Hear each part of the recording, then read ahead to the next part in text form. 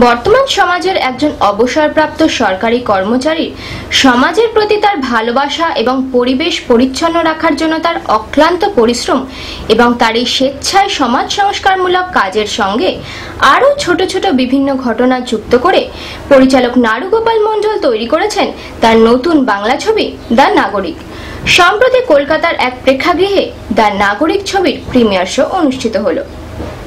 হাতে পাল্টে যাবে এই শহরের বই, দাদুর হাতে পাল্টে যাবে এই শহরের বই। কি শুরু করলে তোমরা? রইল আমার খবরে পিন্ডি। প্রেম একটা আলাদা সাবজেক্ট। ছবিটি মুক্তির দিনে প্রেক্ষাগৃহে উপস্থিত হয়েছিলেন ছবির পরিচালক নারুগোপাল মণ্ডল, নায়ক এবং নায়িকা সুমনা। চলুন ছবিটির কয়েকটি বিশেষ মুহূর্ত দেখার ফাঁকে ফাঁকে শুনবো ছবি নিয়ে বেশ কিছু কথা। ও ডাক্তার বাবু, আপনি বলুন না, আমি দিতে পারবো না কেন? নিশ্চয়ই সবার ভালো লাগবে।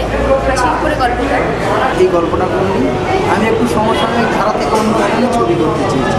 খালি কাজ করছি, আমি একজন অ্যাক্টর, আমি একজন হিরো, এরকম কোনো ব্যাপারই ছিল না আমাদের এই কাজটার মধ্যে।